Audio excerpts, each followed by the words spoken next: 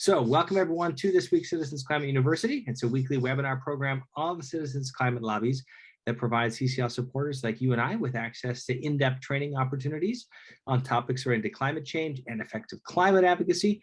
I'm your host, Brett Cease, and tonight's topic is going to be reviewing this spring's guidance for campaign season activities. Join CCL National Actions Director, Dr. Todd Elvins, for a training that walks through how we as nonpartisan organizations can have the opportunity to connect with individual candidates from both sides of the aisle on the issue of climate change during the season of electoral primary campaigns, while being clear that we do not support or organize for individual candidates or political parties. Our volunteer network here at CCL still plays the essential role of providing insight to all candidates as to why our climate solutions and preferred policies would be best for their constituents. So to get us through tonight's training, we have the wonderful Dr. Elvins. Beginning in 1988, Todd spent 10 years teaming with Earth, Ocean, and space scientists at the University of California, San Diego Supercomputer Center. His subsequent 15 years of technology business leadership included selling his startup to Oracle. As CCL volunteer, Todd led the Presenters Action Team for 3 years. He then joined the staff in 2017, where his role includes propelling action, planning, communications, and engagement, among others, and volunteer leadership. And he is graciously doing that as CCL's National Actions Director. So thank you so much for joining us tonight, Todd. And if we've done our job well, we will walk away with the following 3 learning goals tonight. We're going to focus specifically on how to work with incumbents, as well as those that are running in the primary season to keep building political support. We're going to think through some specific guidelines for Senate and House candidates, and we'll try out some new activities and debut where you can find them here on CCL Community, as well as some recommendations on what we think would be best to try out or avoid in your own local outreach. And to do that, we're going to have the following agenda. We're going to give a little bit of background, but then we'll jump right into working with incumbent guidelines, and then some House and Senate candidate guidelines, some reminders on how to stay nonpartisan or bipartisan in this election season, and closing with some tips and recommendations. And then we'll be sure to stay on the line for any of your Q&A for tonight. So with that, though, thank you all so much for joining us. And the floor is yours, Todd. We'll pass it to you. Hey, thanks, Brett. Hey, thanks, everybody, for joining tonight. So let's just do a quick background. During this election season, one of our goals is to make sure that Congress takes action on climate so that we can achieve the science-based goal of reducing emissions 50% below 2005 levels by 2030. And 2 more goals are to first encourage candidates running for office to generally support strong bipartisan national carbon pricing legislation, and second, to continue building local community support for climate action in Congress. I hope you can hear that okay. There's a helicopter just flew over. So let's start by talking about your current members of Congress. So continue working with your incumbent members of Congress, as you have been, even if they're retiring, to increase their support for climate action to a level of ambition that can achieve the goal of 50% reduction in emissions below 2005 levels by 2030. Despite the considerable distraction of the election this year, they still represent you and will vote on legislation through the end of the year, even during the lame duck session after the November election. They need to keep hearing from constituents, especially new voices from different demographics in the district. Regardless of your member of Congress's stance on specific climate policy, we need them to hear from their constituents that climate action must be a top priority now and throughout the remainder of this Congress. One thing you can do is some research to identify who in your community your member of Congress trusts, and make sure that your member of Congress hears from those people. We call those people trusted messengers. See the section of the Developing Your Chapter Action Plan training on community called, the section is called, Get Voters to Ask Candidates and Elected Officials for Climate Action. And Brett will put a link in the chat for that. In this section of that training, you'll find recommended strategies to bring candidates the message that voters want more action on climate. Now let's talk about guidelines for interacting with 2022 Senate and House candidates. The short story is that when it comes to asking candidates questions, the focus should be on the need for significant climate action in Congress rather than specific policies. Demonstrating widespread support for climate action will motivate and encourage candidates to engage on the topic instead of solely responding to the nuances of one policy or another. The good news is that climate change is now a top-tier election issue. So when you interact with candidates, you can encourage them toward general support for climate action to achieve the goal of 50% reduction in emissions below 2005 levels by 2030, and toward working across the aisle so that something can actually get passed.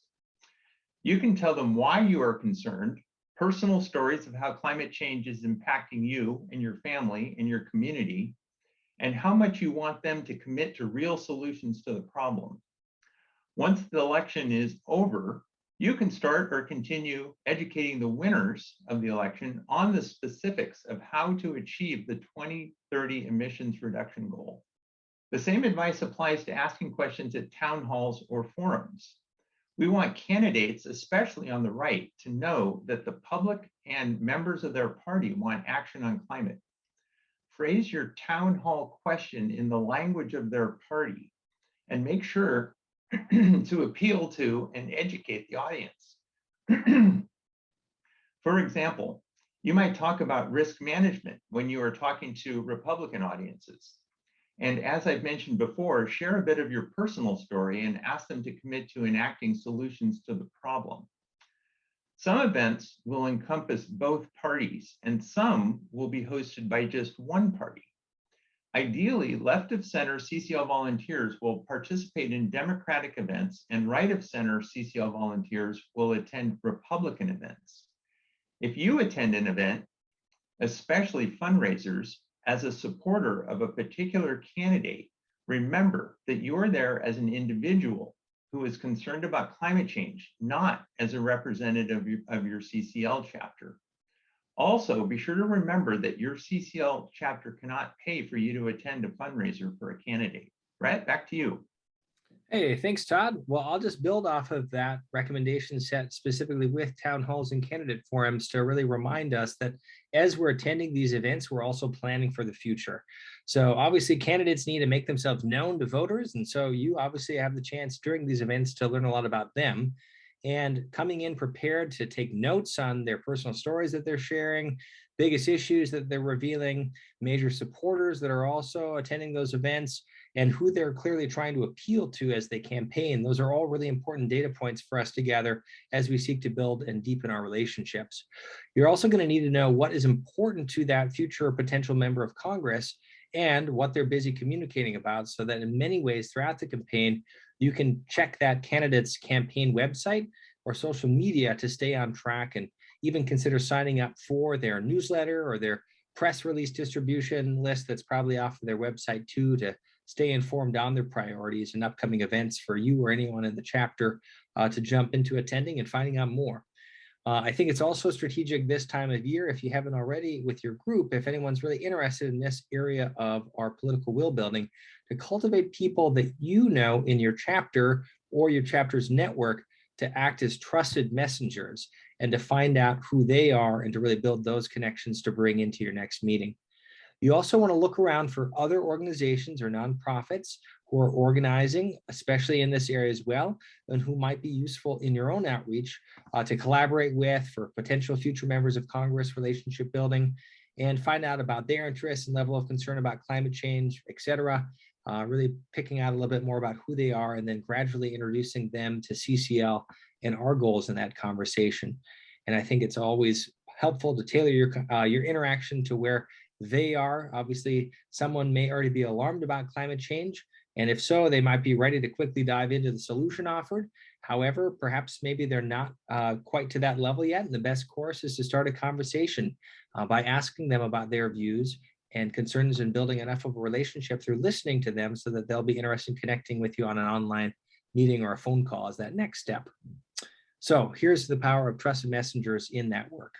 You know, especially this spring, we know that COVID-19 is still going on, and so we want to make sure to emphasize the importance of remembering for you and your team to put your health first as we see how the pandemic continues to unfold, it's really key to think through, obviously, traditional campaigning still being interrupted.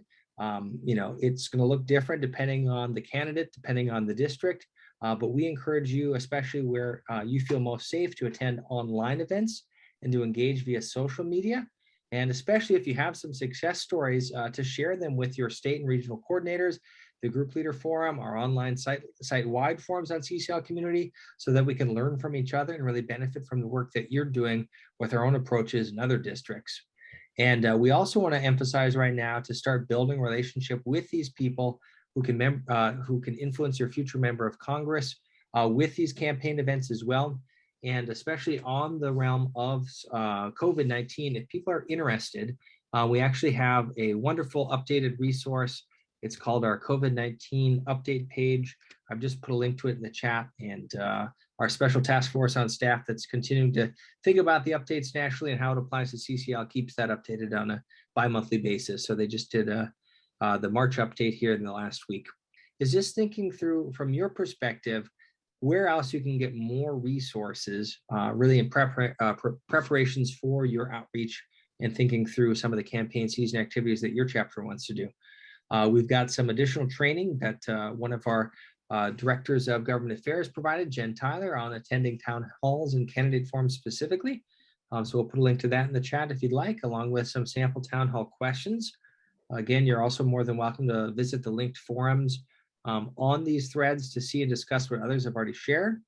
And then particularly when working with conservatives, we've got a great training that we offer every quarter called Communicating with Conservatives, that our conservative department offers to help people prepare and feel more conversant if they're reaching across the aisle on that. And then we also have a wonderful laser talk series, one of which specifically is on bipartisanship. So we'll put links to any of those that people are interested in the chat. But especially given all that Todd shared earlier, we did want to highlight some of these being available for you and your team. All right, let's talk about that. Let's talk about staying nonpartisan and bipartisan.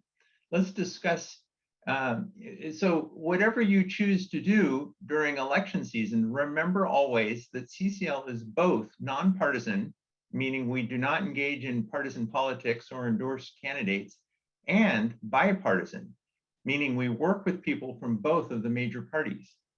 If your current member of Congress asks to speak at one of your chapter meetings, you're welcome to have them attend, though you should discourage explicit campaigning. For more information, see the Planning a Joint Virtual CCL Meeting with Your Member of Congress training, and Brett will put a link to that in the chat. I think that action was from a year ago, November, where we encourage chapters get together with another chapter or several chapters on Zoom and invite your member of Congress to join you. And a lot of chapters did that and had pretty good success. If one candidate, incumbent or non-incumbent, is invited to speak at your meeting, all candidates should be invited to avoid a campaigning event. Whatever activities your group engages in should be even-handed toward all candidates. If you have any questions about what events to attend or what your ask should be, please reach out to your regional coordinator or to CCL staff. So as a reminder, Citizens Climate Lobby is a nonpartisan organization. During electoral campaigns, we have the opportunity to connect with individual candidates on the issue of climate change while being clear that we do not support, endorse, or organize for individual candidates or political parties. We work to build the political will for a livable world and strong climate action to reach the goal of a 50% reduction in our emissions below 2005 levels by 2030. We know that only by securing support from a significant number of elected officials from both of the major parties will our policy become law. Brett, what about our democracy? CCLers are deeply concerned about voting rights, integrity, and access. And although this concern might look or feel different depending on one's political affiliation, I think we all can agree that a functioning democracy is essential to our society and to our shared climate work. And so specifically this year, what can we do as an organization of CCL volunteers to really address that? Well, we have a couple of recommendations here, and you're more than welcome to pursue any of these with your chapter, especially as they pertain to getting out the vote. Obviously, you can use your democracy by making sure that you vote and that you understand what you need to do in order to vote, and set that up with your friends, family, personal connections, and chapter members. You can also help others participate by working locally to help the people around you voting, engaging with them one-on-one, obviously working with a local organization that helps people register to vote. And you can also take your CCL hat off and campaign personally for candidates of any party that align with your values. You're obviously more than welcome to do that. And you're also welcome to open dialogue with people that you disagree with, and really join others in stretching into that comfort, out of that comfort zone into that stretch zone by joining teams like the Braver Angels Action Team or the Braver Angels organization. And, as featured here on this slide, actually next month, we're going to have the chance to start working with other environmentally concerned folks through the support of another wonderful organization that we've supported in the past with prior election cycles, called the Environmental Voter Project. And here's a quick shout out for any of those listening in later. When you register for an Environmental Voter Project, make sure to do so during that menu labeling process.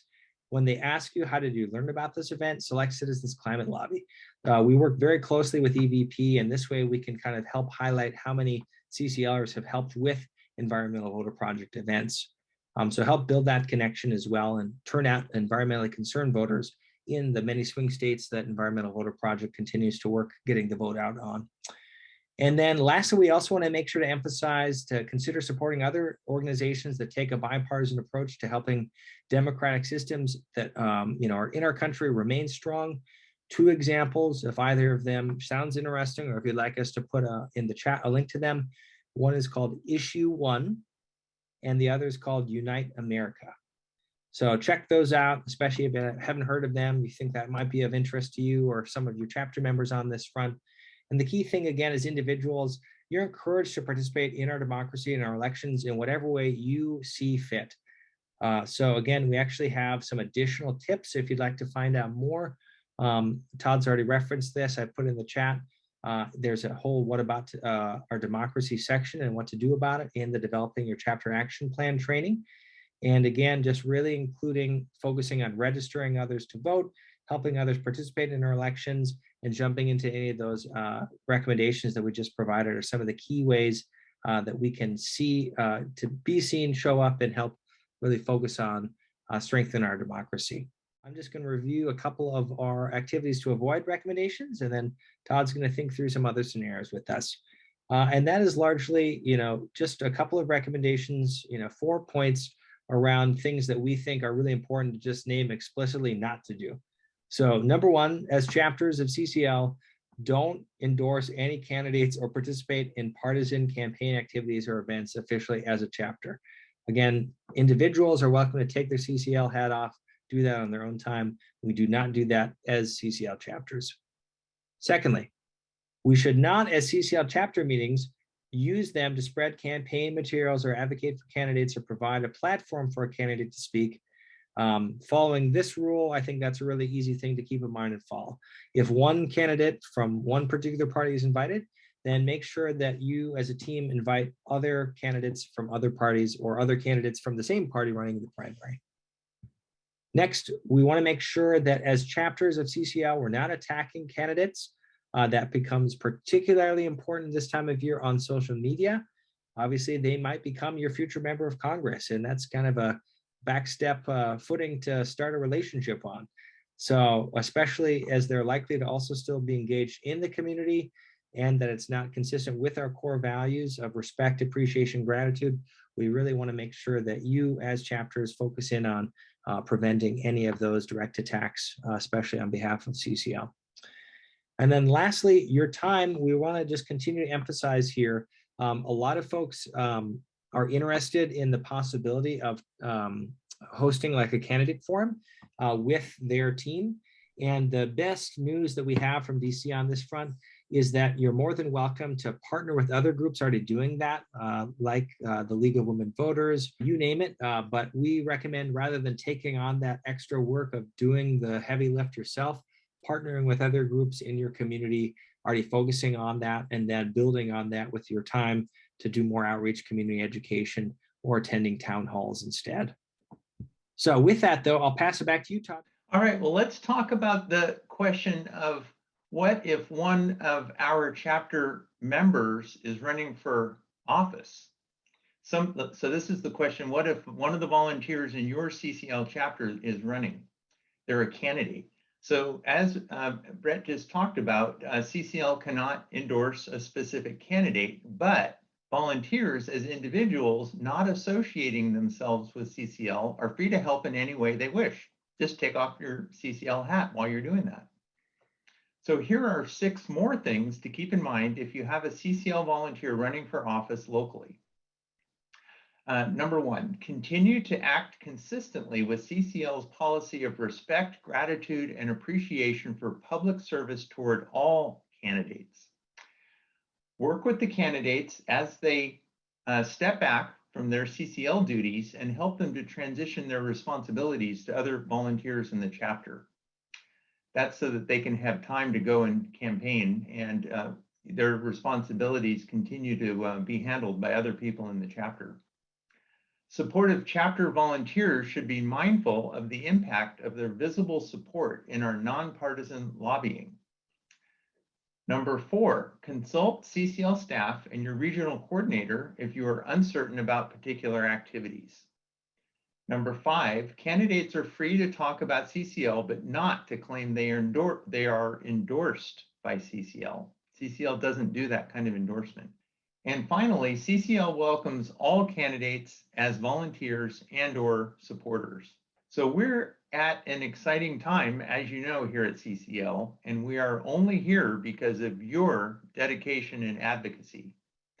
Please reach out to your state or regional coordinator with any questions you may have as we build political will for a livable world during this election season.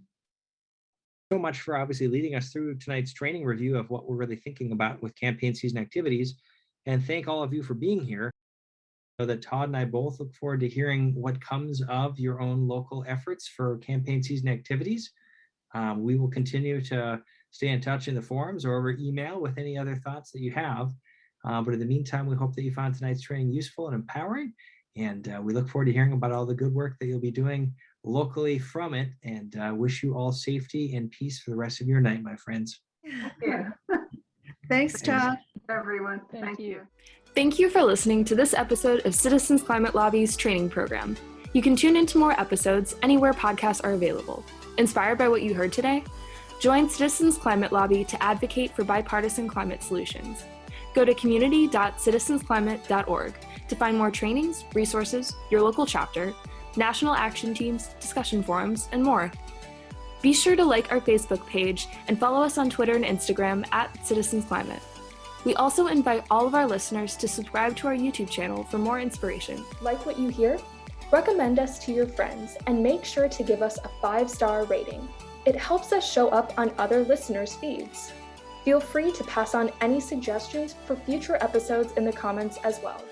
And together, we are creating the political will for a livable world.